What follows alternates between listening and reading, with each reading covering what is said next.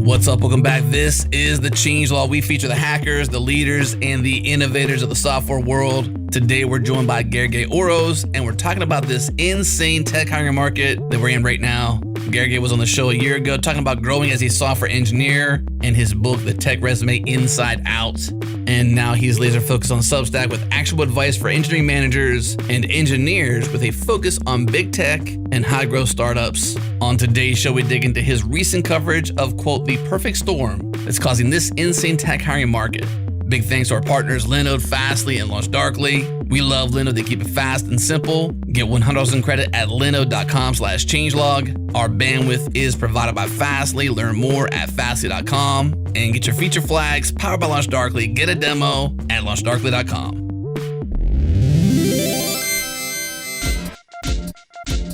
This episode is brought to you by our friends at Influx Data and their upcoming Influx Days North America virtual event happening October 26th and 27th. Influx Days is an event focused on the impact of time series data. Find out why time series databases are the fastest growing database segment, providing real-time observability of your solutions. Get practical advice and insight from the engineers and developers behind InfluxDB, the leading time series database. Learn from real-world use cases and deep technology presentations from leading companies worldwide. You'll hear from folks like Tanny Ng from WP Engine on how they transform monitoring into an observability platform with InfluxDB, and Martin Muka from Red Hat on how they're using Telegraph and InfluxDB to gain network visibility, just to name a few.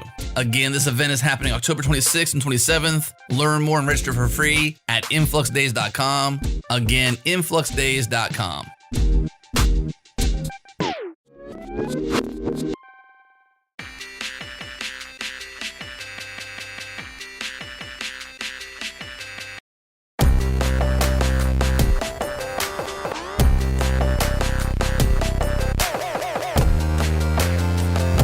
Well, Gergely, you're back on the Changelog a year later, basically. So I think this might be our annual thing. If you're down for it, I'm down for it. I'm totally down for it. It was fun last time as well. Last year, November 4th recorded, published December 2nd. Why would there be 28 days roughly between recording and publishing? I don't know, but just call that the end of the year blitz that happens around here at the Changelog. So it gets pretty crazy. Last year, we were just off the tail of a backstage show, not our backstage podcast, but a backstage episode with Spotify.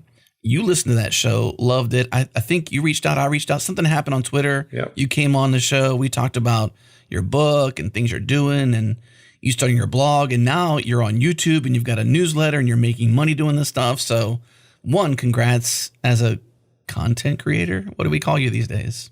Yeah, I think they call it content creator. I don't like the term too much because I feel it just means that you're just creating content for the sake of it. Yeah. But yeah, I was just telling my daughter the other day that, well, I mean, I don't know what she's going to do when she grows up, but I guess a year later, I'm doing something that I didn't even know existed a word for it. So technically, I guess content creator, writer for the time being, at least.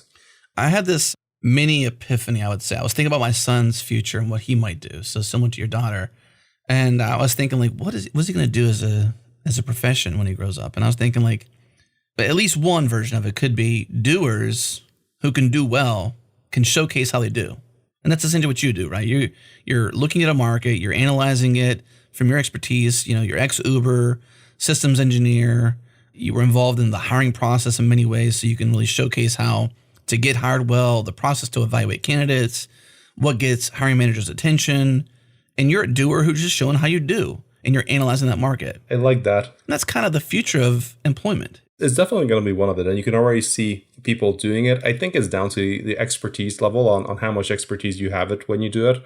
Because I do see a lot of people doing what I'm doing right now is either on the side, whatnot, especially like people who are just, I guess, a bit more fluent with going on YouTube and TikTok. You know, they get a job at Facebook or some other company. It doesn't be anywhere. They talk about how they did it. The difference that I have is I did this for about 15 years, a little bit less. And now I'm talking about things. And one of the reasons I started doing this basically full time now is I just realized there's a big demand for it. I have a lot of fun doing it because I used to get, so after I left Uber, I would get a lot of requests for mentoring, for feedback, and I did some of those things, but I didn't really like doing it just in private, just for the benefit of that one person. I do like to have a lot of people benefit from it, and I get to meet really interesting people. So since I've left Uber, I've actually met a lot more people in the industry than while I was at Uber, not counting the people that I met at Uber. So it's been a really interesting year. You're too busy doing, man. That's why you were just doing. You weren't a doer who does and then shows other people how you do. Doer and a talker. And that's when you transcend. That's when you go beyond simply someone with skill. You showcase how you have that skill, and then you showcase what's behind there. And I think your Twitter's pretty active too. I can't help but like almost every tweet or thread recently of yours. I agree. I think you got a lot of insights into an industry that does have a vacuum that needs to be filled. And I'm happy to see you out there filling that void because... Well, I'll be honest, what I'm seeing, and this is my example as well, I became an engineering manager at Uber after I was an engineer for like 8 or 9 or something like that years. And I think Uber was a great place in the sense that we had a training program. We had an apprentice management program. I had access to mentors, but I couldn't help but think that I didn't really know what I was doing as a manager at Uber. And I think this is the case of tech in general. Most people, they're not going to admit it, at least not on air, but I can now say that they will be uncomfortable and they don't know exactly what they're doing. They know roughly directional, but this is the state of tech. And this is normal because everything is changing. So if you look back how we're doing software development today in 2021, and let's say 10 years ago in 2011, before Stack Overflow, before those things, it was a very different model. Everyone's adopting. Literally, we just had a boom in remote work thanks to COVID. People don't know how to deal with this. I talk with managers, with engineers, everyone just winging it. So I do think there's a need for people to have their opinion. Again, I'm not going to be right or wrong about this. And there's definitely a lack of just decent resources you can do. And the reason I started my newsletter, for example, is when I became manager at Uber, my manager told me, you can expense whatever you want, get some sort of resources to help you become a better manager. So I looked online and I looked for engineering management, and I found some blogs where like people published like 1 or 2 per week, but I couldn't find anything regular. And I subscribed to Harvard Business Review, right? It's a management magazine. Every month I got multiple articles and I got the magazine as well. It was completely useless. It did not talk about software engineering management. It talked about this generic, there were some good ideas there, don't get me wrong, but it didn't talk about the stuff that I wanted to talk about, tech debt, people writing code, not being motivated, the project being late in tech. And I feel tech is a little bit different from the rest of the world. So I'm interested in this. I'm actually really enthusiastic about it. And I also feel being outside a big tech company allows me to peek into a lot more companies. When I was at Uber, I couldn't just share a bunch of stuff that happened inside here. I'm outside of Uber. So now if I get some information about Facebook, about this startup, I can kind of give my opinion and just share here's what I know that is somewhat public. Was it you or someone else that had this tweet? Now that I'm outside of X, I can say X. I think it was your tweet. That was me. That was me talking about promotion-driven development, which... Can you reference the tweet real quick? What was the tweet? What did it say? Now that I'm outside of big tech and Uber, I can talk about some of the negative things I've seen. And this is promotion-driven development, how there are a lot of products being built for the sake of getting a promotion. I've seen it firsthand at Uber. It happens at every major company. But you can't really talk about this when you're in there because it would have no benefit. This is negative, by the way. People talk about this inside the company, but this is it's like a fun thing to go on about. But if I talked about it publicly while I was, let's say, at Uber or another big company, it would just be a negative. Why am I airing out some dirty laundry that people are kind of aware of, but we don't what's the point in talking about it? Mm-hmm. And it happens at every big company after a while. It's not just big tech, but at big tech it's very visible. We have the typical, why does Google have so many chat applications? And there's a lot of reasons, it's a bit more nuanced, but if we kind of want to take a step back, well, it's because you don't really get promoted for fixing an existing chat application or kind of making it grow 10%. You do get promoted if you start something from scratch and you show a hockey stick for a year or two, you get those promotions. Once it slows down, you just move on to the next team. Internal mobility, literally. Mm-hmm. There's no incentive at some of these companies to act as a founder. Your interests go for usually about 4 years maximum with your equity grant, but things are a bit more abstract, so your output does not directly influence the stock price when you're working at a larger place. Is that a fixable problem, or is it just inherent in large companies? Is there a way to attack or approach your company so that does not happen? It's so hard, and companies do want to fix it. And Google wants to fix it, for example. The interesting thing, if Google cannot fix it, is it really fixable? Because I think you have two forces that go against one another. One of them is the best companies know that if you don't give people internal mobility, they're going to quit. Right. So if it's easier to change a job, you're going to leave. So a lot of the best companies, Google, Facebook, and I'm talking work culture, right? Like, let's not get into, like, some people have thoughts about these, but let's go into Stripe as well, for example. They want to have a great working environment. So they empower people. They want people to make an impact, and they make really easy internal mobility.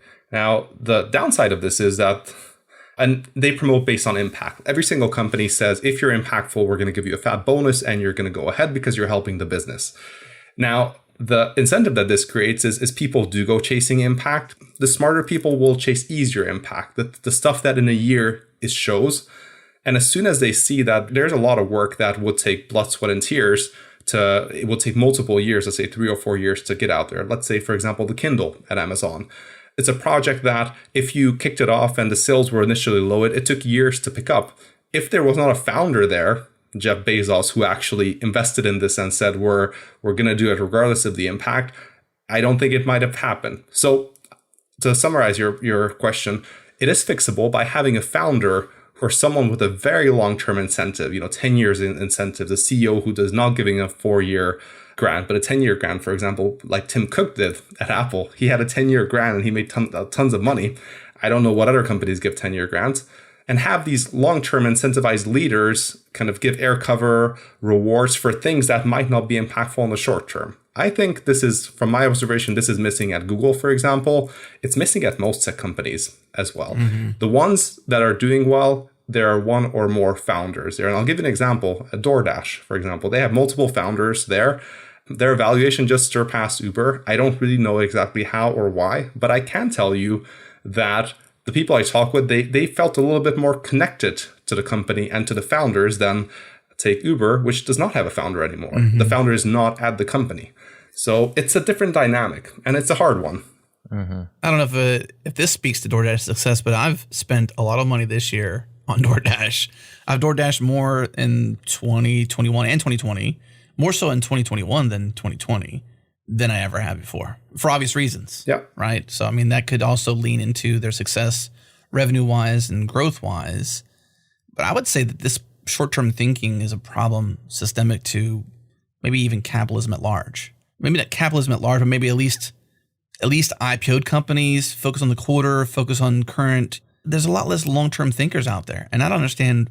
I guess I can kind of understand why, but it's a challenge because if you only think about what can have an impact this year, and I guess if you make employees think, well, the only way for me to get ahead is short-term thinking, you're going to have short-term thinkers. Mm-hmm. No, I think slow and steady does not win the race in tech. It's fast and delivers results. This is a result. And by the way, we talk about, is this a problem? But I also reference in another tweet, but this is one of my thoughts, like, is it really a problem? Is it really a problem that, let's say, Google or any tech company, they launch a project that they will abandon in 2 years if it doesn't pick up as much? Is that a problem if another startup can go in there who does have the long-term thinking, they're playing the long game? Let's take, for example, Calendly, which is the calendar integration where you can schedule stuff. Google Calendar could have done that if only some of the teams talked there. They didn't do it, so a startup was born. So I'm kind of thinking that the ecosystem evens out because those long-term thinkers are the founders. Those founders are there. These days, they can raise a lot of capital as well, and they're going to fill the gaps. We look at Zoom, we look at some of the recent successes from Robinhood, etc. So at an ecosystem wise, I don't think we have a problem. And also, like, let's go back to the companies. Does Google have a problem with this? Are their revenues going down, or are they? No, they're seeing all-time record highs. So maybe we're just kind of spinning cycles around. Well, could it be a little bit marginally better? Sure. Does it matter? Nah. How do you define a founder then? So, I mean, is founder, let me throw out a couple ideas that might be the definition of a founder, and you can narrow in on one that you agree with or disagree with and share with why. But I would say that some people would think a founder is just somebody there that is there when the company begins. Or somebody can be anointed a founder or a co-founder years later to take it in a new direction. So how do you define founder? Is it like original members of a company, or is it you get anointed at some point to have a founder role and you have substantial equity and long-term thinking and play to the company? I would think of it as long-term thinking. So, like, obviously most founders are the people who start the company, but some of them burn out or they leave. I think that the key thing here is having someone who has a long-term vision. And that can be either because of their incentives, typically when you bring people in later, but they really need to believe it. They need to not care about the shorter term wins or optimizing for some of those things. And for example, I think a good example might be the Vimeo founder, a female founder who came in. She was one of the youngest founders of some of the big companies, and she turned the company around as she was a CEO. She was not a founder, right? But she came in, and it felt to me from the outside that she had a founder mindset, which is thinking long term. Mm-hmm. She executed a complete shift, taking the company for a very different one. So I think as long as people at the top of the company and kind of trickling down have a long-term mindset, that works. And one company that is interesting, I think still does it pretty well, and I'm always amazed by how efficient they are, is Amazon. And they do a couple of things really interesting to actually stimulate some of this thing. So like if you look at a lot of their products, it's long-term thinking. They don't mind taking early losses. And when you look at how employees are motivated, well, they do two things. First of all, at Amazon, every unit has a general manager, like in engineering, typically like someone report in engineering and product would report to them. It's not like a chain that goes up somewhere. It's that product, however small it is. And the second one is their stock vesting. It's a very back-heavy vesting, which means they really incentivize you to stick around for at least 2 years. Unlike a lot of Silicon Valley companies where you can stay for 4 years, but after a year, you don't have much upside. So Amazon also sees quite a larger churn in the first 2 years, from what I understand from the industry, but they do have a lot of these longer term leaders. And at Uber, for example, I had leaders join Uber who were at Amazon for 10 plus years, executing multiple long-term initiatives. So I would say for a lot of companies and founders and even just models, do look at Amazon on how they're able to do it. And I'm not saying copy it, but they're doing something that seems to be working a little bit better than some of the rest of the industry. Then, for example, I would say Google or even Uber or some of these other companies from my vantage viewpoint now that I'm outside these companies. Yeah. So it's hierarchy and vesting to some degree, like hierarchy in terms of like who you report to, how insulated are you, or how autonomous are you to make your own changes, your own thoughts, and then vesting, which leads to sort of ownership, right? And there's also this other term out there that I think about a lot is owners versus renters. Even though somebody might be a contractor or an actual employee, like they have an owner mindset or a renter mindset. Yep. And that's what makes me think of that too, is like if you give somebody an owner mindset, they think and they're incentivized to think long-term.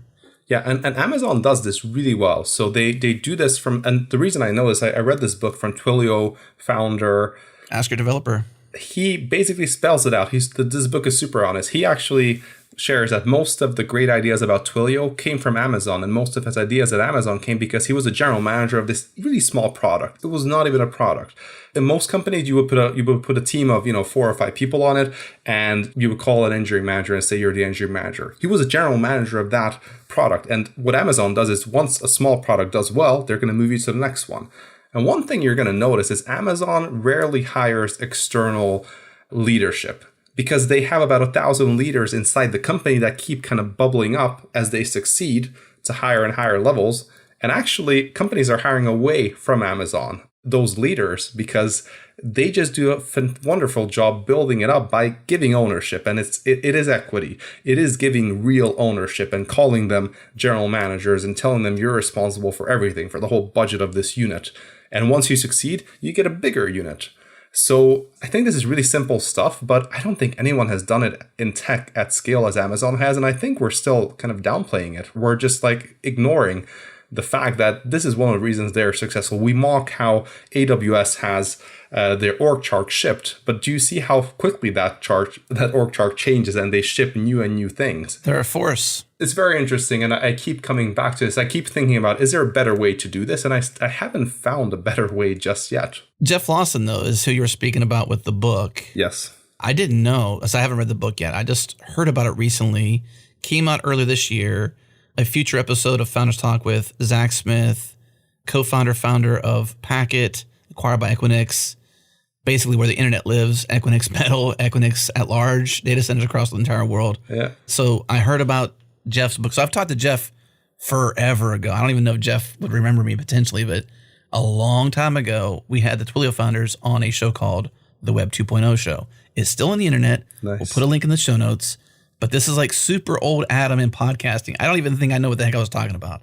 So I can't even like recommend it as good listening, but just for nostalgia at best. So Jeff Lawson, one of the founders of Twilio. We know what Twilio is these days. Massive recent acquisition, just a juggernaut. Yep. Really great at developer marketing, really great with developers in general, a phenomenal brand with developers.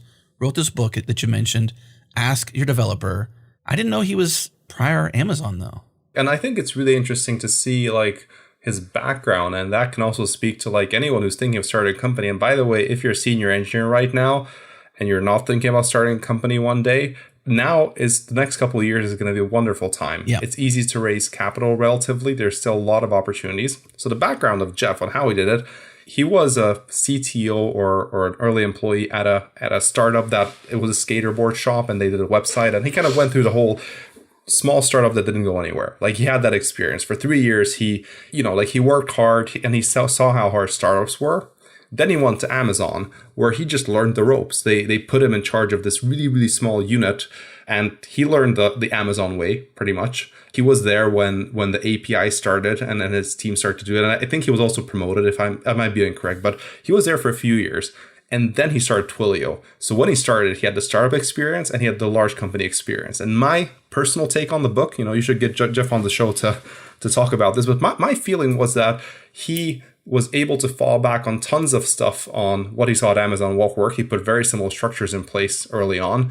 He also had the software development know-how, so he was able to call BS on stuff.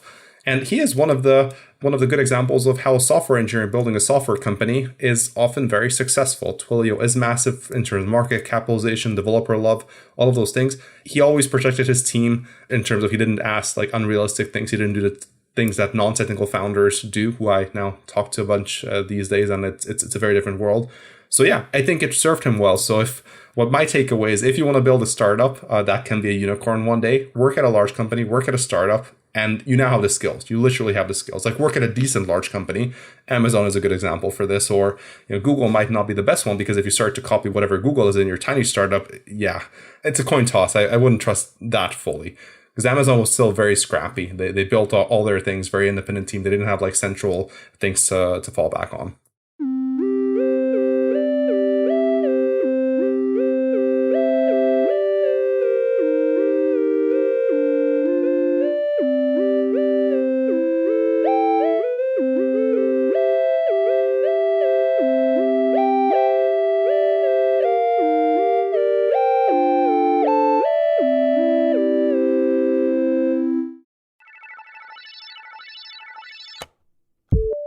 This episode is brought to you by Retool. Retool is a low-code platform built specifically for developers that makes it fast and easy to build internal tools. Instead of building internal tools from scratch, the world's best teams, from startups to Fortune 500s, are using Retool to build their internal apps. Assemble your app in 30 seconds by dragging and dropping from the complete set of powerful pre-built components. From there, you write custom code, connect any data source, API, and build custom logic and queries to create exactly the right tools for your business. Spend your time getting UI in front of your stakeholders, not hunting down the best React table library. Retool is also highly hackable, so you're never limited by what's available out of the box. If you can write it in JavaScript and an API, you can build it in Retool. Try Retool out for yourself at retool.com/changelog. Again, retool.com/changelog. So I've been following your Twitter handle quite a bit lately. Really have been enjoying the threads and the storytelling. Here in the break, I had to clarify if a recent tweet I thought I read from you was about a bonus being withheld from somebody because they didn't ship a feature on time.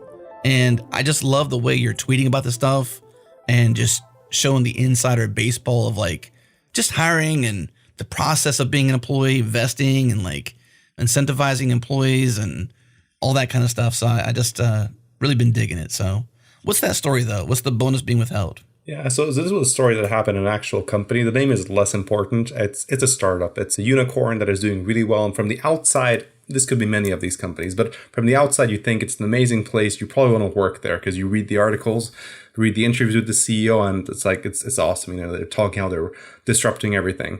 And the story is that when I worked at Uber, someone interviewed at Uber who was working at this company. And I always ask the people, so why are you looking to potentially leave your company? And, I've heard it all. It's from I'm not actually looking to leave, I'm just looking around, to I don't like my boss, I'm bored, I want more money. There's a couple of variations of that. But this person really shocked me because they said, it's because I didn't get a bonus. And I was like, okay, well, I guess that's new. Can you elaborate? Because in my kind of book, I kind of make a note saying that is a bad sign. Like, come on, like who would want? And it's like, well, so here's a story.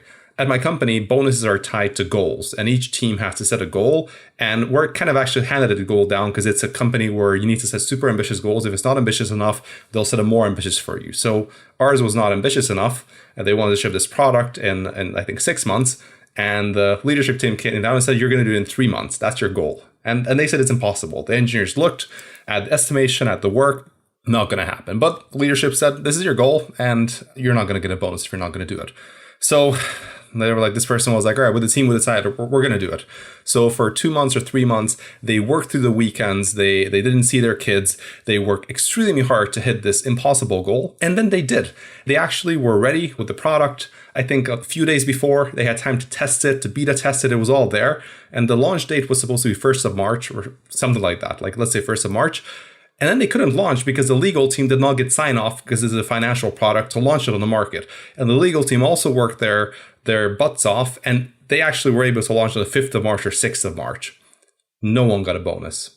They literally put in like extreme amount of time for a project that they said could not be done. They delivered. And by the way, the product was a success, but they didn't get the bonus. And the story ended, well, this is why I'm interviewing. And this is why the whole team is interviewing. And I just could not believe how you can run a company like you're pushing people away who are doing great work. They were very motivated.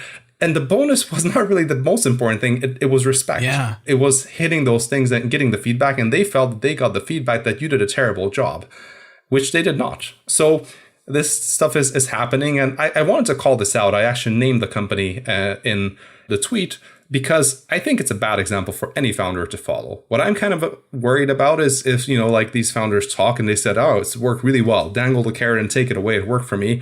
I kind of want to be clear. It didn't work. Like, those people left, and the company is still very successful. They're now a decacorn despite all this. Imagine what happened if those people stayed. They probably would have been even more successful. Wow. Well, you got to just tell us the company name, right? I mean, come on. You're going to make us look it up on Twitter. I'm dying over here. I don't have Twitter available.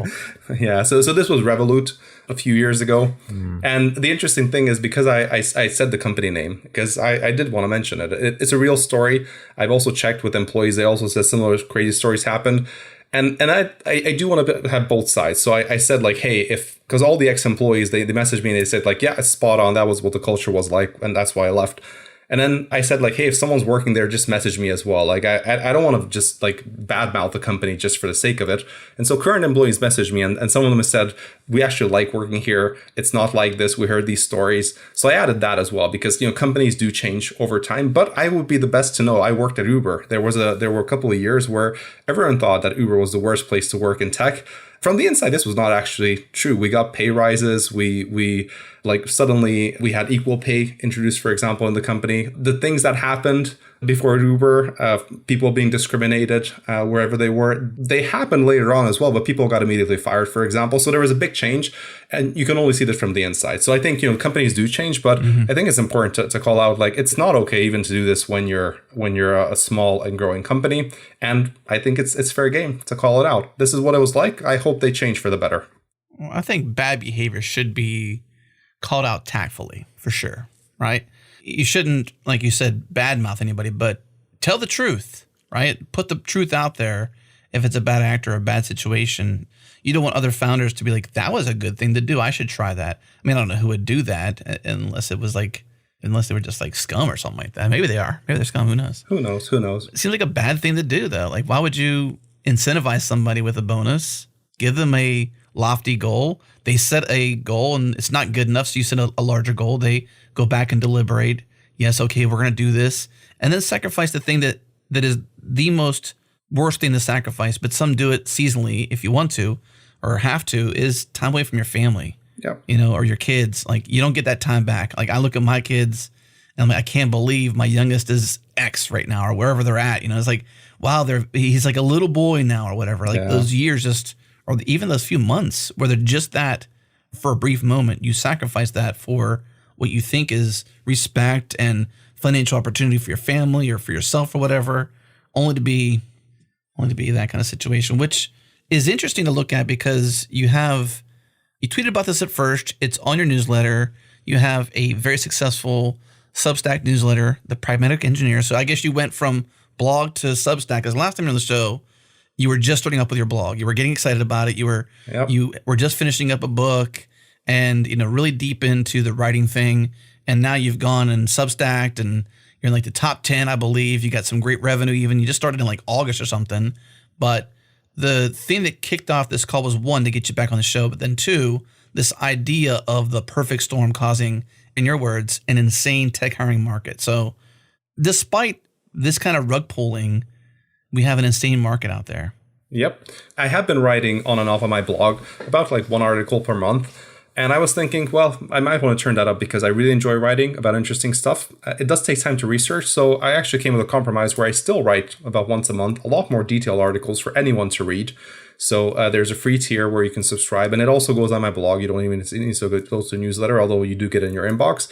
And then for people who are engineering leaders, I write about some more insider details that you don't really get. So if you're either an engineering manager or senior engineer at a high growth startup or big tech, it's the type of information that you're going to look out for. And a good example was the insane hiring market, which I basically write about open secrets in the industry. If you're in the right circles, you know this already.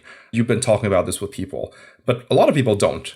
And the hiring market is a very crazy one because everyone is talking about a crazy market, but I actually did the research. I talked with hiring managers, recruiters, job seekers. I actually helped a lot of people negotiate their packages. And the crazy thing is that it has never been this crazy. When I say never, I'm not exaggerating.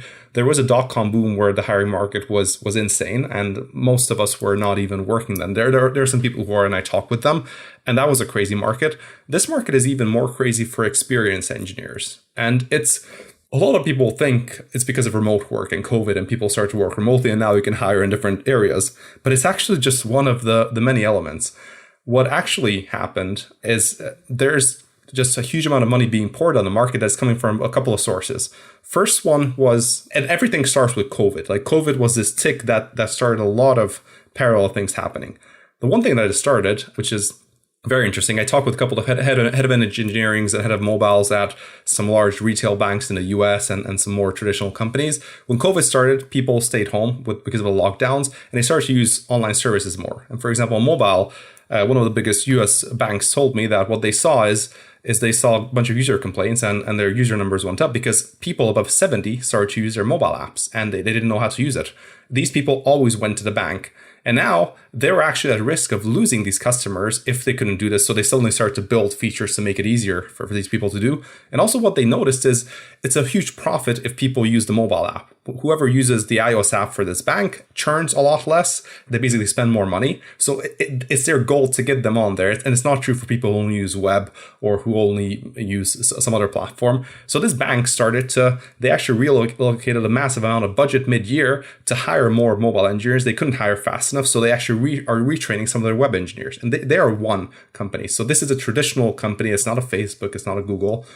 Then you have some of the other side of the money coming in, where some of the large tech companies also realize with COVID, the game is on, competition is fierce, they're pouring more money. The capital markets are going very strong. So startups are raising more money than ever. There's this joke that Series A in 2021, that the seed in 2021 is the new Series A 5 years ago. And I'm advising a couple of startups, and I'm in some of these groups. I'm seeing pre-seed people getting $4 million and $20 million valuation for a pre-seed for an idea, having no product. So there's all this money coming in. And basically everyone has realized that there is now limited time, the next 3 to 5 years. The winners will be decided in the global digital market, both in traditional companies who need to become more digital. They realize they need to compete with Google or Facebook. So the likes of Macy's, for example, Macy's, IKEA, some of these companies, they're hiring executives from the big tech, from Google, from Facebook, from wherever they can. The banks are doing the same thing. The VP of engineering at Uber went to Goldman Sachs where they're probably going to build, some consumer facing thing. So everyone has arrived and everyone wants a senior people. So the market has literally exploded for senior people and it's everywhere. So in California, offers are year on year, offers are up on 20-30%, depending on where you are. But this is in California. This is in lower cost regions because of remote, it's even higher.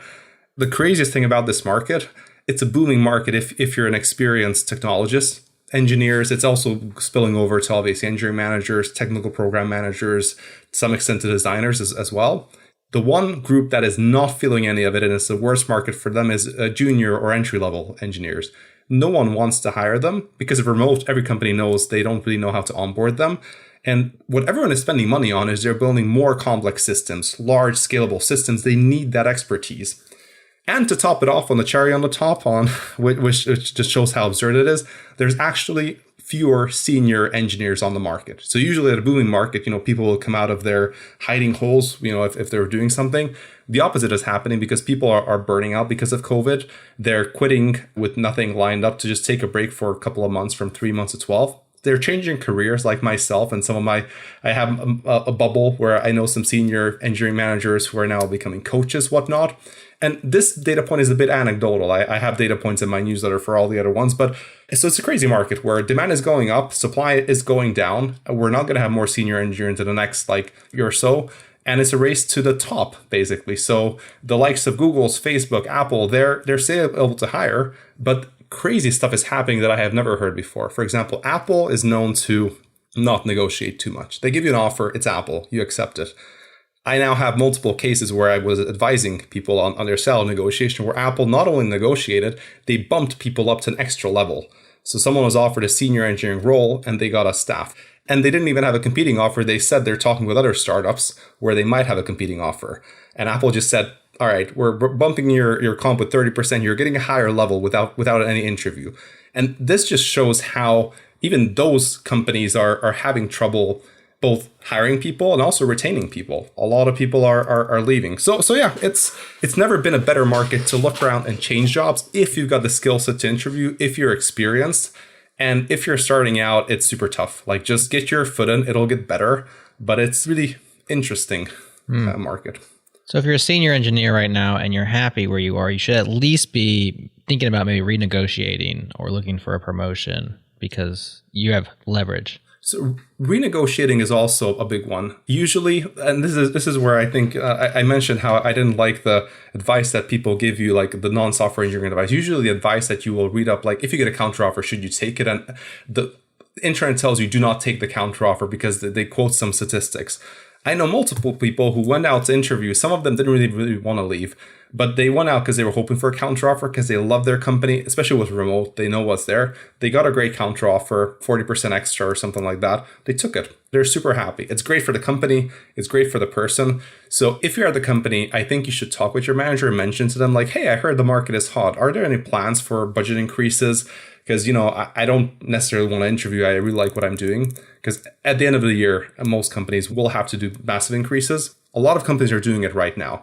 The people who got the message, some people who read my newsletter, also in other circles, they're giving out these increases now to hold on to people. Because if you give someone 20% raise, they'll probably not, a lot of people, they don't want to risk it in this environment. It's still risky going to a new company, etc. Basically, the cost of building complex software, hiring senior software engineers has just gone up again. So is it here to stay? Is this a boom that you think will be busting anytime soon? Or do you feel like these is just the rising waters and it's just going to be this high? And this is the interesting one because with the dot-com boom, we had a dot-com bust. And I don't think we're going to have a bust. I think the market will go higher. So the pay levels, the demand for these experienced engineers will stay where it is. I think it's hitting the level that it is. I don't think it's going to go much higher. But it's not going to bust because there's a very real demand. The dot-com boom busted basically because it was a hype. People thought the internet would be here and people will be buying online. And Webvan expected they would get millions of customers and they got 100,000. But it's different. Now there are customers, there are long-term, and these investments that these companies are making are long-term. And I'll give you an example. I'm talking with a pharmaceutical company who has a 5-year plan on how they're going to pump billions of dollars into their that they call it IT, but they're going to turn into tech to actually be able to compete with some of these big people. It's not a budget for like next year. It's the next 5 years that they just got approved, and they're going to spend it, and they're not the only ones. So people are in it for the long term. So no, I think the other message is that, like, if you're kind of worried, like, am I going to miss on like a pay rise? I'm a senior engineer, and do I need to go out right now? No, you don't. Take your time. This is going to be here next year as well. It's not going anywhere. Mm-hmm. The only thing that might change is once companies figure out how to onboard junior people, like people with less experience, some companies are just going to hire less seniors because they will not be able to afford them in the current levels. Yeah.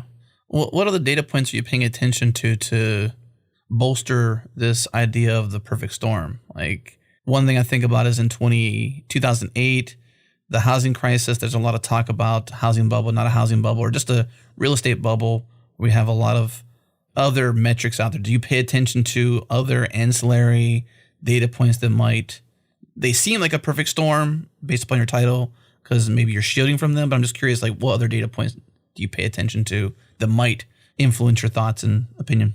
So I pay attention to capital markets and IPOs because whenever companies go public, the returns on investors, whenever investors have a massive return, they reinvest it into startup ecosystem. And I think what we're seeing right now is we're seeing so much money go into startups, and a lot of that money will be lost. So we're exiting a cycle where about 5 to 10 years ago, a lot of capital was invested in promising companies that did go IPO, from Coinbase to Robinhood, all these. They worked out great. And now a lot more money is going into likes of crypto and electronic vehicles and creator economy and all these things. My personal take is we're not going to see as crazy returns in 10 years time, but it's great to start a company. The other data point that I look at, which is just a very basic one, but it's a great one, is the Ukraine job market, because there is one company called Gini who basically own that market. Like, most people get hired through that portal, and they publish, the people there actually share, they're very honest, they actually share how much they get. And they publish it like almost every couple of months. So market, you can see the levels go up. And Ukraine is this very interesting market where it's a little bit cutthroat.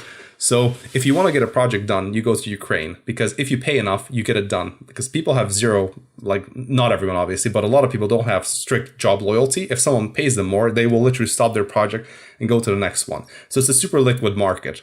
So they actually showed almost real time on how the number of jobs posted on their platform, the first time there were fewer people and more jobs posted was in January 2021, beginning of this year, when all the budgets were approved for all the massive big companies who decided we're going to spend on tech. So that's an interesting data point that I track together as well. And then I just have I'm building a salary portal. I'm getting a sense of like where the offers are, but those are the main ones. I think you need to look at some of the data points that are around you, but I wouldn't like overemphasize on some of these. But these two data points, the stock market, obviously, and just thinking through on how that money will exit and where it will go, and job markets where we have data on, and it doesn't have to be Ukraine, but it can be some other markets. But for example, US is too big to have just one data source, and they're kind of skewed. So yeah. I feel like everybody in the US, at least, is an investor. Almost every founder I've met with a decent exit or liquid because of their recent raise or something that provides them extra, let's just call it F money, not FU money, but just some money, right? They're putting it back into the market because they're bullish, because they're in the market. They can see the tea leaves and read them themselves. It's an interesting take. What's the website you were talking about? You said Gini was the Ukraine company. Yeah. What's the URL for that? Call it out here on the show. DJINNI.co or .com. We can put it in the show notes. And they publish a report. We can link to it as well. They did a great job of just being really public. And I think it's a great indicator because that market is so liquid. So you're going to be, with a few months delay, you're going to be able to see where Ukraine is going. And the interesting thing is that a lot of the US companies who need to build stuff go to Ukraine. So it kind of indicates the US market as well, because it's so easy, because you don't need to worry too much about IP. You're just contracting. You're typically not hiring full time. I mean, you do need to worry about IP in that sense, and the US companies are pushing up the price, and the talent in Ukraine is known to be very senior. So people are going there because you don't have to train them. You just tell them, all right, here's what I have. They're going to get it done if you have the money. And the interesting thing is Ukraine rates are now almost hitting Canada rates, which is incredible. Like salary rates, right? The hourly contractor rates, yeah. Okay. Why the comparison to Canada? Why is that such a? I guess because Canada's like the next to the US, or? Well, because it's not Eastern Europe. Gotcha. Pretty much. And it is close to the US. And it might be true, probably Canada wage rates are higher, but we don't have as liquid data. But some of the more senior talent in Ukraine, like staff level engineers, are going for about $80 an hour. And the crazy thing is that in Ukraine, because of taxes, they actually keep most of it, 95% of it. So Wow. It is a pretty good deal right now. People are not, as far as I know, they're not really leaving. They're enjoying this situation. They're in the middle of this storm.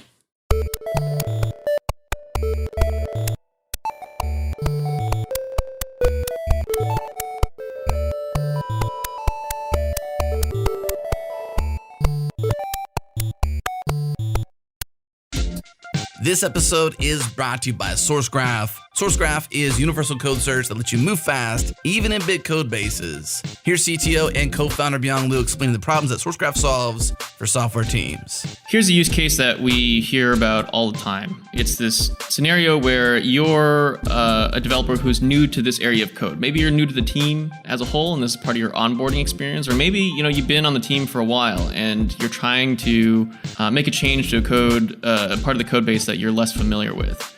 So an issue gets assigned to you, you start coding away, but immediately you stop because the very first thing you have to understand is the context of the code that you're trying to change. If you don't understand that context, it's likely that the change you make is going to get rejected, or it's just not going to be it's not going to make sense within the context of the broader code.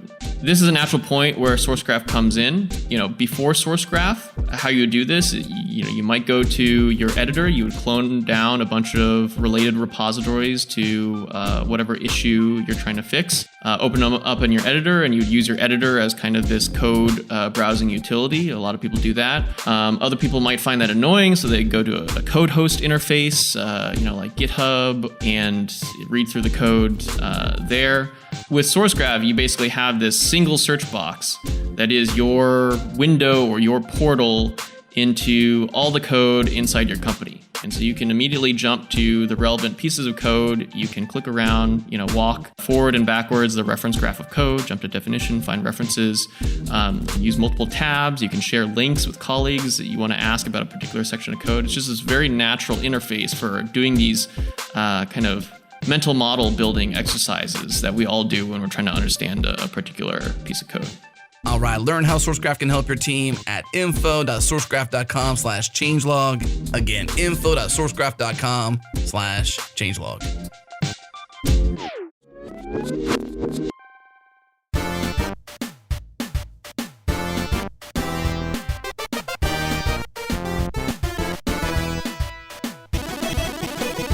So now that we're all insiders on this open secret, and we know that it's the hottest engineering job market perhaps in history, at least in modern history, how do we take advantage? Especially, I think we've been talking, supply side quite a bit. Most of our listeners are probably supply side, right? We're engineers, we're seniors, maybe we're juniors.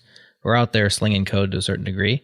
But we also have people on the demand side trying to get new hires, trying to retain the people that work for them currently. What's your advice to these folks? Yes, I love that you mentioned retaining, because I think a lot of people think about hiring. Most hiring managers talk to you saying, I cannot hire. The reality is you probably cannot retain, but you don't know it yet. So my first advice would be to prioritize retaining, because if half your team leaves, you have now two problems. You can't hire and you cannot even backfill. So I will start with that. And the number one thing is the market has gone up. You need to make a compensation adjustment. If you're smart, you're going to do it before the end of the year, because at the end of the year, everyone's going to do it. But if you do it earlier, you get some goodwill, you're going to need to spend the money anyway. And to do this adjustment, just get some good quality data. A lot of the data sources are out of date. So, use your network or wherever you can. The other thing, it's like, the money is one thing, but it's not everything, not by far. But this is a time where you do just be flexible. Be flexible on forcing people back into the office. Don't force them too much, or just, figure out what people care about, at least for the coming period. Be more flexible on promotions. If you have someone who's a high performer and they're up for promotion, either don't put them up for promotion if they might not be up for it. But if you're going to reject a promotion, in this market, I'm pretty sure they're going to go out there and they're going to get a different offer. And by that point, you'll lose them. Reduce work stress is another one as well. A lot of people are just burnt out. They really are. So ideas of just giving the whole company a week off, or certain days off for a month every Friday, something like that, will do it. And then finally, one thing that companies are doing, especially if you're a public company or people have equity or you're a startup, is if you see someone like close to burning out or leaving, offer them a sabbatical on a good terms. Like, for example, like their vesting continues, you keep paying their insurance. A lot of people will come back. Some people will leave during the sabbatical, but most companies don't even think of it. So that's kind of on the retaining side. Mm-hmm. Now, for the hiring side, it's super hard to hire, a lot of people are saying, but most people just hire the exact same way they did, which is like, we have the same process. We expect candidates to come in, they go through this 5 or 6 step interview. Well, first of all, if you're struggling hiring, revamp your interview process, make it a lot easier and start to prioritize on onboarding. Like, until now, almost all companies were like, all right, we're going to hire the perfect candidate and then we'll forget about them. Well, maybe change it around, hire them easier. Don't be as hard on the hiring criteria. And then like have a lot better onboarding, help them, but also be more strict, like, pay attention. Are they working out well? And I'm going to also plug in another thing that I haven't talked about, but remote work will have this very unique challenge that multiple founders have been telling me is a senior hire is not really working out. It's kind of slow, interesting because they did so well in the interview. And as they dig in, they found out they have a second job as well. With the full remote work, it happens. And this is the reason I'm saying it. It's I talk with founders who have like a team of 12 people who they all know personally. They go back and 2 people have been pulling this thing off. So, there's going to be that part as well. So that's another reason. Pay attention after onboarding. And I'm not saying micromanage, but if you're fully remote, like you do need to verify, like, are they focusing their attention on you? Hard to pull that off without some micromanagement. I wonder how you sleuth without being sneaky or creepy, but you want to know what's going on. You also want to like have them report everything they do, but you don't want to have a webcam in their office. I mean, it seems like a difficult problem. It is a difficult problem. And this is the thing. I was never a fan, for example, of things like Pluralsight Flow or Velocity, in the sense these were tools that report things like commit history and just shows you trends. They're actually getting better. But I do think you want to start using these things. Like get a sense of like, for example, is someone only... And what a founder did, for example, they paired with some of these people, or like managers paired with them for a day and saw how they're working as they're pairing, how often they commit. And, these people were committing, they just committed 10 things a day. And then they noticed that, interesting, the next week, they only committed at like 7 p.m. every single day, like one commit at 7 p.m. That's kind of weird. And as they dug in more, in many cases, they found that they were doing a second job during the day. Again, like, don't get me wrong, it will not happen to everyone, but I'm now hearing this happen at an alarmingly rate, especially when it's people who don't have a strong connections to a company, especially when there's no in-person events. So anyway, like this, I think this is more of a headache thing. Just think about it. Yeah. But going back to things that you can do on hiring, you need to sell a lot more. The candidates are not going to come as much. You need to tell them, why you're interesting. Equity is a bit of a no-brainer for US companies, but if you're a startup in Europe, companies are now starting to have to offer it. They didn't used to, but now they cannot compete without it. And finally, once someone is signed an offer, it's not over. Like a lot of companies kick back, and what happens is they get another offer that's 20 or 30% higher, and they're going to take that one, or maybe just a better team. What the best companies do is as soon as someone signs an offer, they have the whole team reach out to them. They send them swag. They call them up on a video call with the whole team, being there, that they're so excited. They start to create that connection. So basically, as a hiring manager, you need to work a lot harder than before. You need to be more creative. And you should just, I think as long as you're aware that you're not the only person in town hiring, you'll be fine. A lot of companies still have the like, we're doing you a favor for offering you a remote job. And yeah, well, that was a big thing like 2 years ago, but now it's just every day. Yeah. And remote's par for the course now. It's a given, especially in the tech scene. I know that there's a lot of jobs that have more challenges. I think there was actually like some subtweet that was actually not a subtweet on Twitter, obviously, because that's where subtweets happen, about SpaceX and having to come to the office to like build rockets. Like obviously, if you're going to build a rocket, you've got to go to the office. But there was some sort of revolt. I don't know what I'm speaking of, but there was something I saw on Twitter. Tell me if you caught it in the comments. It'll be kind of funny. But it is an interesting space where I think that kind of speaks to caring more. And if you didn't have to show up so hardcore for a new candidate or a new hire, you didn't, which seems just odd. Like you should just show up anyways. Yep. Because if you really want to hire the best people, it's because you want them to be connected to your team. It would just be natural. But I think we're in a more competitive market now, so you have to do, as you said, more creative things, think more creatively. Right. Swag seems like the easy button to push. I think the next easy button to push is just have the team reach out. But I'd be curious to read more about what you find out about what they're doing more of to meet that connection. Because you're right. If you sign the offer, well, another offer comes in later that day. It's like, well, I took that one instead. Sorry. Well, I think what happens in these situations is who is selling whom just changes. That little power dynamic changes to a certain degree, because when you are a well-qualified software engineer with multiple offers and great opportunities at wherever you pretty much want to work, that hiring manager has to sell you on working for them. Whereas if you're been beating the streets for 8 months and applying everywhere you can and can't find anything, and you finally have somebody who's interested, you're selling that company pretty hard on why they should hire you. And so people who are in the buy side of this relationship at this point, and Gergely's advice I think is all solid, really got to be thinking about ways they can stand out from the crowd and sell you on why you should be working with them versus all these other opportunities that are right there for you. Now, there's a blog post that I read recently by Kurt Korginia, I believe is how you say his name, says that is answering the question, if software engineering is in demand, why is it so hard to get a software engineering job? And this is one that I think comes up often. And Gergely, you touched on it, but it seems like a lot of the hiring processes suck and have sucked.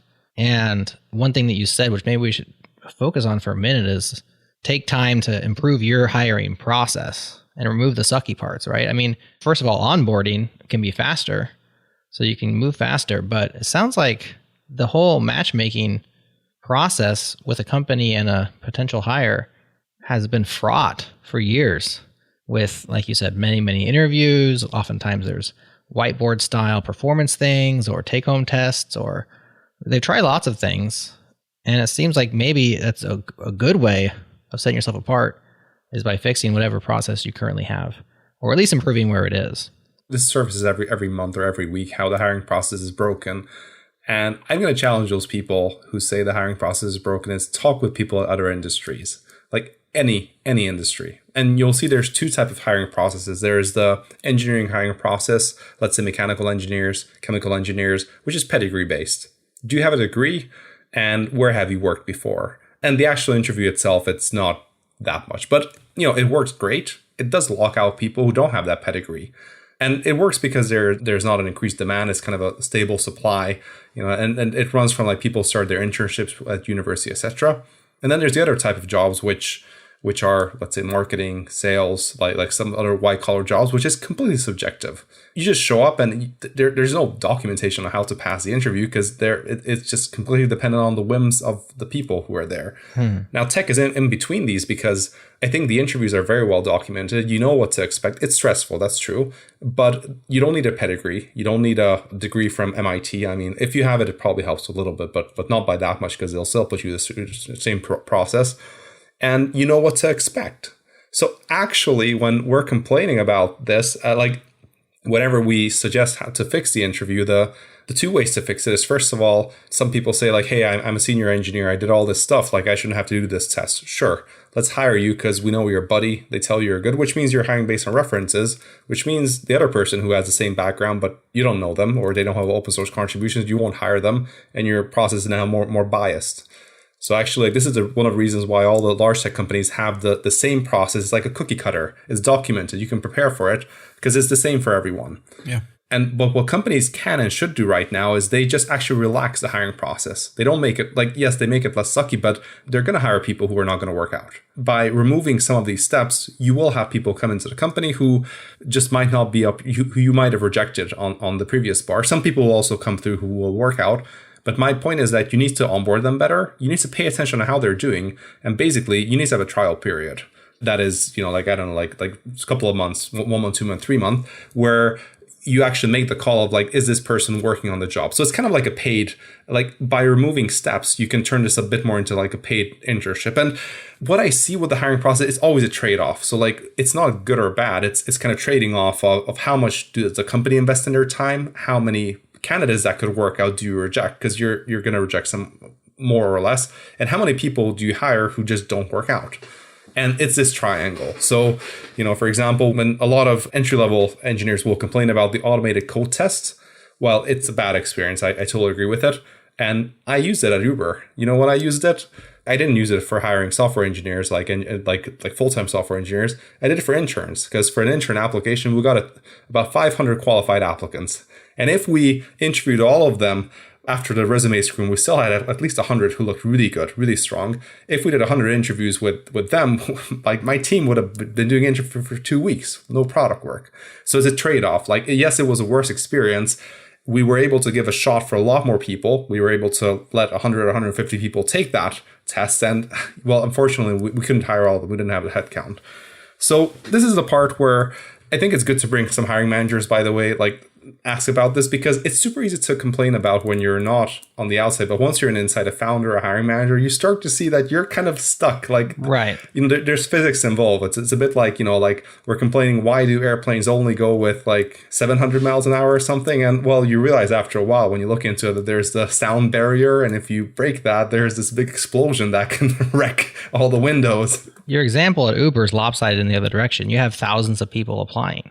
So in a hot demand market where everybody is expensive and you can't find someone to hire, it's going the other direction, right? I think at that point it behooves you to simplify and make it suck less, get those people in the door. I think you agreed with the fact that maybe having some sort of a easier onboard and then maybe a trial period is a nice balance. It's definitely trade-offs, but it seems like you're optimizing in that case for a high supply market, not a high demand market. Yes. So what I was saying, I was just giving a bit of a solve with a trade-off, but right now what everyone needs to do is, first of all, they need to make the process suck less. They need to remove automation because it doesn't help. You should invest your team's time. You should take people off doing product work and having face-to-face interviews because it's a better experience. You have a connection. You're giving people the respect as well. Let's be honest. Like when you give someone a coding exercise or an automated thing, it's not respectful. And in a high demand market, so when I was at Uber and when we did get 500 applicants for 4 positions that we could do that. But this is not the market anymore. So I'm totally with you, Jared. It seems like, too, that to your point where there's churn of those that get hired, they may not work out. Almost like you said, you would let some through the door that you would normally turn away because of some sort of criteria. It almost seems like you could take in more knowing that some will churn and some not fit. But if they're... And maybe this is sort of a bad thing. I mean, it sounds even kind of icky to even say it, but hire more than you should so that you know some will leave, almost so you can take them off the market to know if they'll fit for you.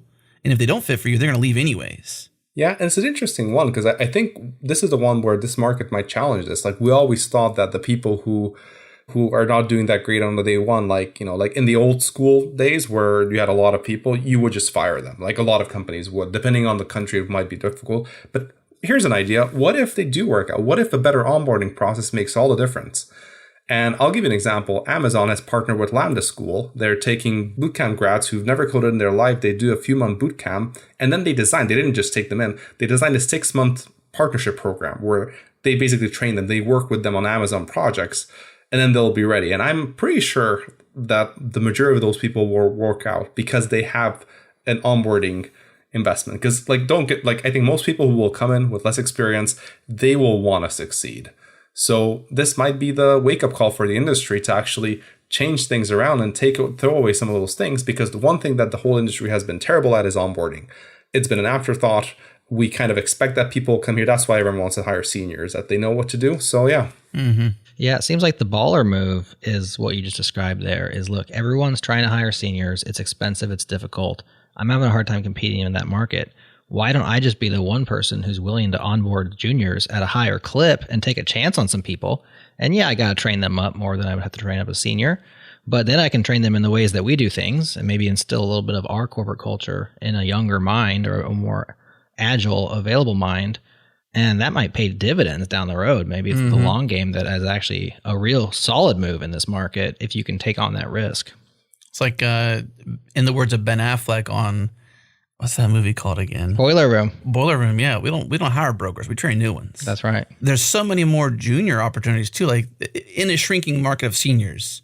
The newcomers or those that are newer into a field or even transitioning from web to mobile, for example, they're a better bet. Yep. There's more of them too. It's the baller move. And these are the companies who are going to do well.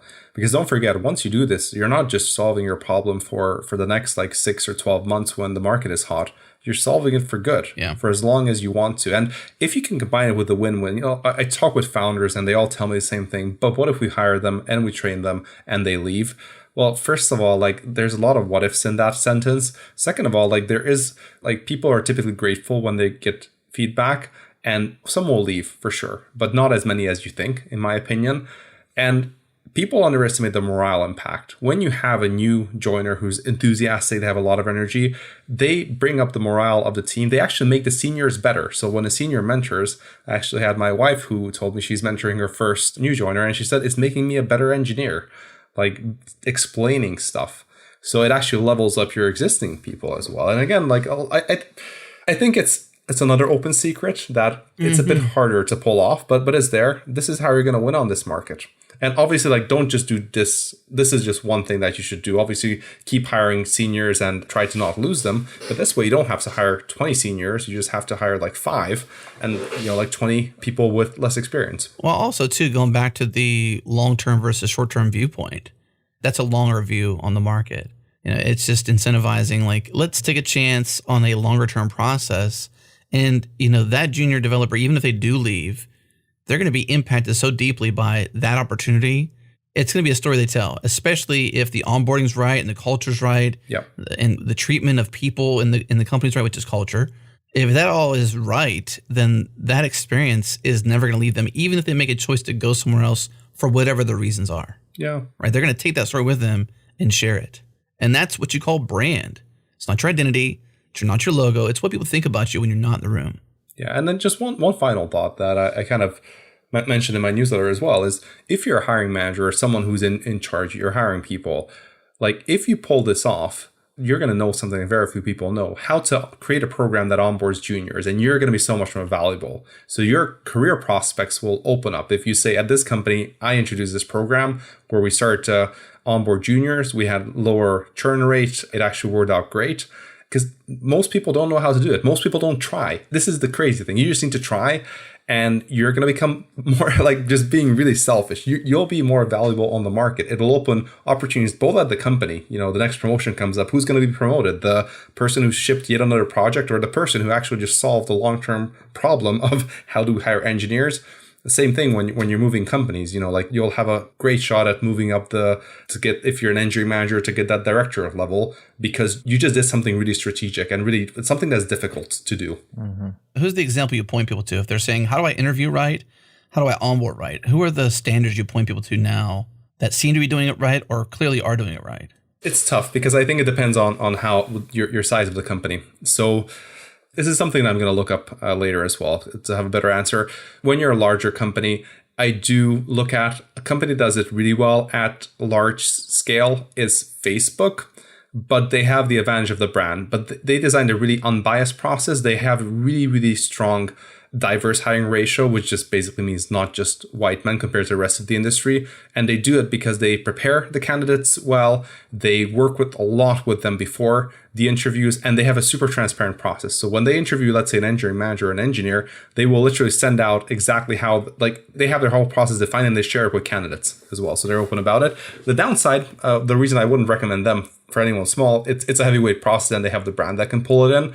But they're an example of how to hire diverse group, and their onboarding is exceptional. So one thing that Facebook does amazingly is when you start as, let's say, an engineering manager, because it's a position that you typically have no onboarding, for a year they hold your hand and they make you successful. Same thing obviously with interns, with some of those things as well. There isn't too much widely advertised. I'll have to look into like some examples. This is a good topic for me to also research. So thanks for that. There you go. That's a good reason to subscribe to the newsletter, even if you're not paying yet. But subscribe and get the free version, and you can tease it at least. So that's good though, because when somebody asks you a question, you feel like you always have to have the answer. And I think saying, what, I don't know exactly yet, but a future newsletter entry I'll showcase this. I'll do some digging. So I like that answer. This is that. Here at the end of the show, Gary, let's call out some URLs. We got. Where's the best way to get people into your, I guess, link funnel? Where would people find you at? And then your newsletter, you're on YouTube, are you on TikTok? I mean, where can people pay attention to your content creation? Well, hit up one or two places, whichever your favorite. If you're on social media, Twitter at Gergely Oros, so my name, you'll find all the links to the newsletter, to my website. And the other one is my website, pragmaticengineer.com. It has all the links to YouTube, Twitter, LinkedIn, newsletter. I also do another newsletter, which is interview preparation. It's completely free. Whenever I have time, I write about senior engineer and engineering manager interview preparation advice to get into high growth startups and big tech. It's kind of my way of giving back as well. So especially in this job market, because one thing that people will find is they decide like, all right, I want to get out there. I obviously want to level up. I want to get an even better culture, better paying job. Those interviews are a bit tricky, especially if you're not used to them. So like, there's this thing like the easiest way to get into Facebook is first get into Google and then it's easy. Yeah. The point being is when you're going to a place where you've never been before, that's there. So I also just give some advice there. Obviously, most of the insights will come from my newsletter, both free and paid at newsletter.pragmaticengineering.com. And this is for anyone in tech. If you'll have feedback or content suggestions, feel free to drop it there as well. Is there anything we haven't asked you about yet that you're just like, you know what, I got 1 minute, 2 minutes to call something out? Is there anything that we haven't asked you that you want to tell off the show with? I'm actually good, so. You put it all out there? Yeah. All right. You heard it here first. It's all out there. Pragmaticengineer.com. We'll link everything up in the show notes. Check those out. Gergely, thank you for coming back again. It's been a year, but hopefully we can have you back on next October, next November, something like that. We'll make it an annual thing. I like catching up with you. It's been a lot of fun, so thank you. I think it'll be a busy year. Yeah. I'm doing something new. I can tell you, I'll talk with a lot of people. I'll get a lot stronger opinions on some parts in the industry, and I'll probably have a few more Twitter threads that you might like, or who knows even. I'll like them. I'll bookmark them. I'll earmark them for a future conversation. Thank you for putting it all out there. I really do. I appreciate your storytelling style, and I've leveled up by just paying attention to some of the things you're paying attention to. So I appreciate just following on Twitter alone, let alone your newsletter as well. But thank you so much. Thanks, Gergely. Thank you. That's it for this episode. Thanks for tuning in. What do you think about the tech hiring market right now? Are you negotiating like Gergely recommends? Are you quitting to make other moves? Let us know in the comments. If you haven't yet, head to changelog.com/plus to support us directly and make the ads disappear. Up next is Robbie Russell talking about Oh My Z Show. Also on deck is another special episode we're producing called Song Encoder. You're going to love it. Thanks again to our partners Linode, Fastly, and Launch Darkly. Also thanks to Breakmaster Cylinder for making all of our awesome beats. And thank you to you for listening. If you enjoyed this show, share it on Twitter, Reddit, Hacker News, whatever works for you. Word of mouth is by far the best way for podcasts like ours to grow. The Galaxy brand move, of course, is to subscribe to the master feed. Get all our podcasts in a single feed. Check it out at changelog.com/master. Thanks again for tuning in. That's it for this week. We'll see you next week.